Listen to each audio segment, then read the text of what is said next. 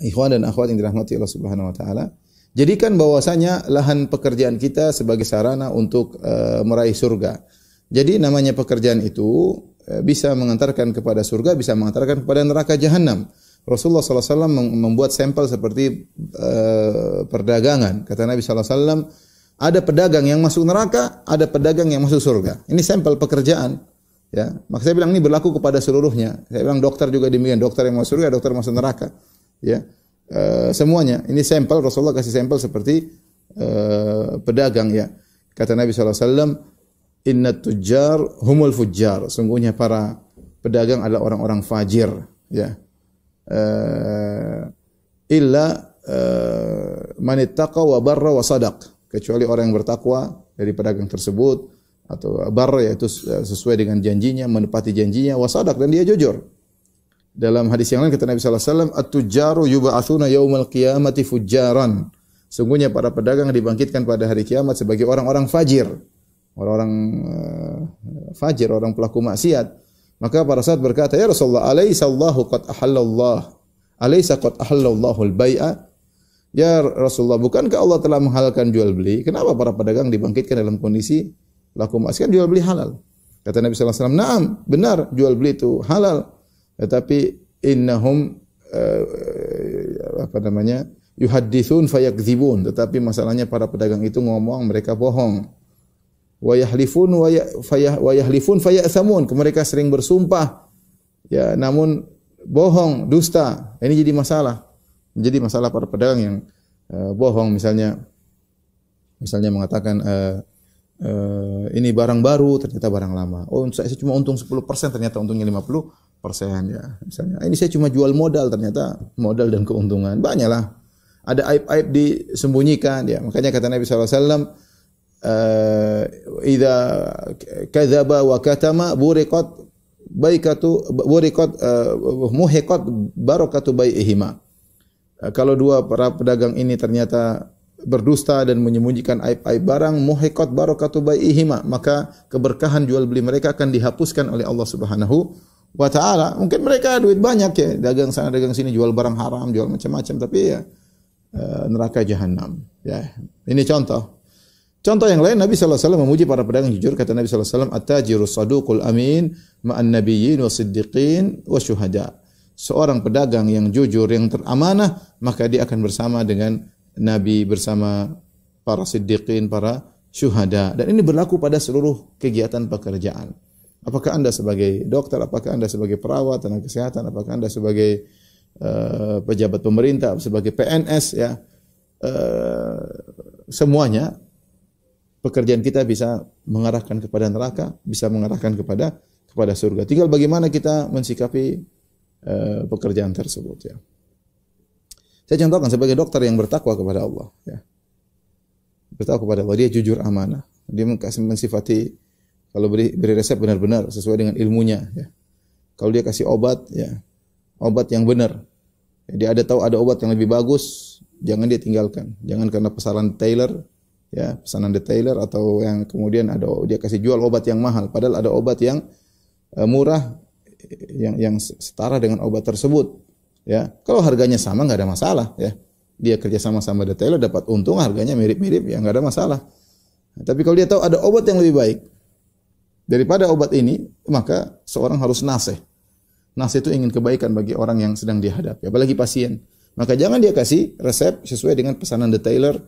Yang penting obat dia laku, obat detailer tersebut laku, perusahaan farmasi tersebut lewat dia. Kemudian dia akan dapat pelayan-pelayan. Ini namanya haram. Dia makan uang yang haram, tidak boleh. Ini contoh, ya. Seorang dokter tidak amanah, ya. Contoh misalnya seorang dokter tidak amanah ketika dia di ruang dokter, kemudian datang pasien wanita, kemudian dia pun melihat yang tidak harus dia lihat. Ya, seorang dokter boleh melihat perkara yang terpaksa dia harus lihat, tapi tidak boleh lebih daripada itu, ya. Tidak boleh daripada itu, mengikuti hawa nafsunya, dan yang ini contoh bahwasanya dia tidak amanah, ya. Seorang bertakwa kepada Allah Subhanahu wa taala.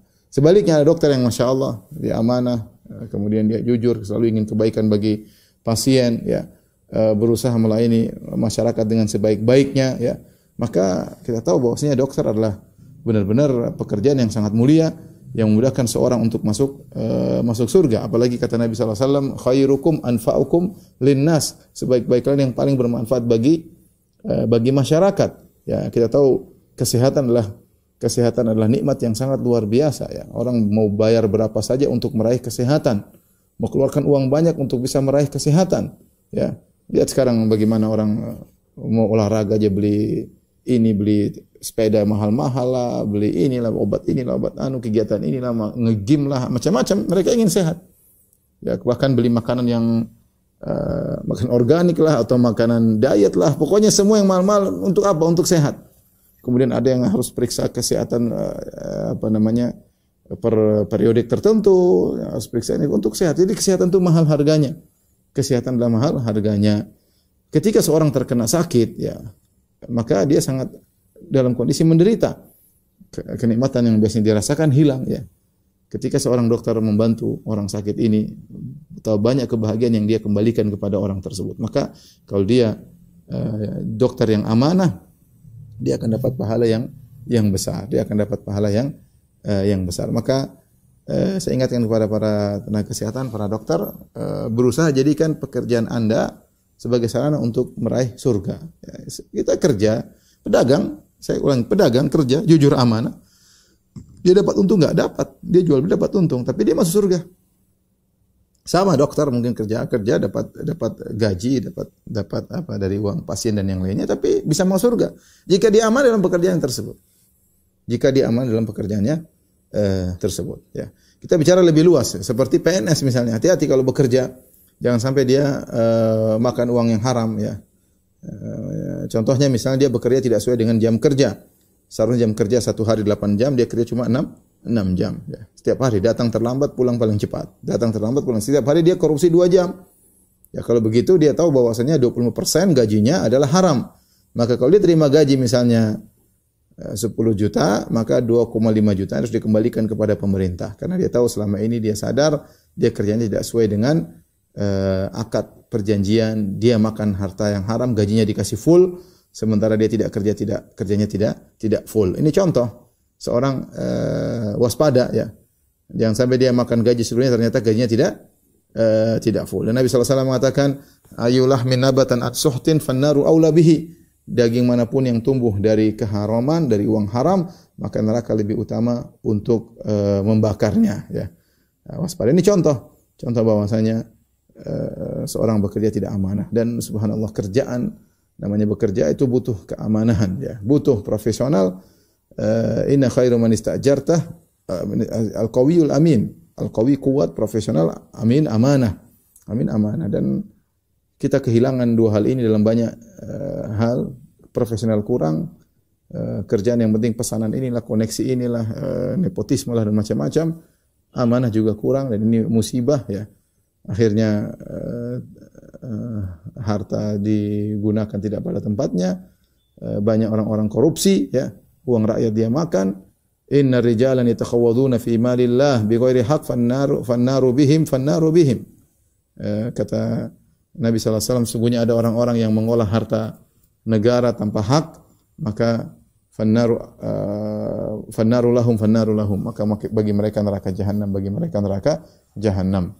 Maka saya ingatkan kepada para pekerja agar dia amanah. Apapun pekerjaan dia. Ingat, pekerjaan Anda ini adalah kegiatan Anda lakukan setiap hari. 1 hari 8 jam, bisa lebih, bisa kurang. Berarti kan itu aktivitas Anda tiap hari. Kalau aktivitas Anda ternyata dibangun di atas amanah, ketakwaan, kejujuran, ya, merasa pertanggungjawaban ya kepada atasan misalnya, maka insya Allah ini mengantarkan Anda kepada surga. Tapi kalau kegiatan Anda sehari-hari ternyata Anda tidak amanah, ya, yang penting asal kerja, jam kerja dikurangi, kerja asal-asalan, tidak profesional, ya, maka ini bisa mengantar Anda kepada neraka jahanam. Maka waspada ketika seorang bekerja, berusaha untuk bekerja yang jujur dan amanah.